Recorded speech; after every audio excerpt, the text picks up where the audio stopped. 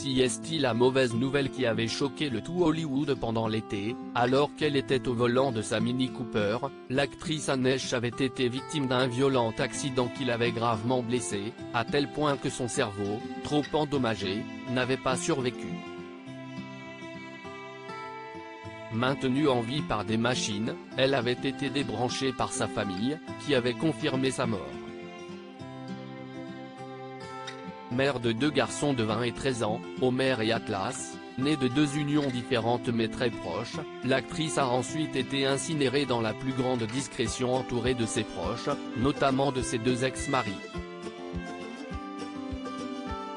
On ne sait pas si Ellen DeGeneres, dont elle a partagé la vie au début des années 2000 pendant 3 ans, était aussi de la partie. La présentatrice, touchée, est en effet peut-être venue rendre hommage à celle qu'elle a longtemps aimée et à qui elle avait rendu un joli hommage sur Twitter.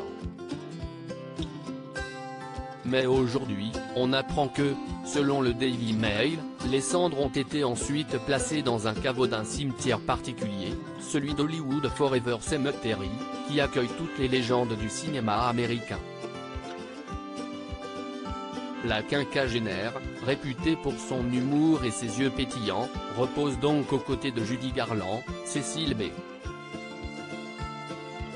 DeMille ou encore Mickey Rooney, dans l'un des endroits les plus visités de tout Los Angeles. Une fin de vie difficile pour celle qui a eu une enfance très compliquée. Née dans une famille extrêmement conservatrice et religieuse, elle avait été abusée par son père, pasteur local et qui n'a jamais accepté son homosexualité. Mort du sida, il l'avait laissée orpheline en compagnie d'une mère homophobe, qui prétendait pouvoir soigner l'homosexualité par la prière et avec qui elle avait fini par couper les ponts. Après sa mort, son fils aîné lui avait d'abord rendu hommage, avant que son second puis que son premier mari ne s'exprime également.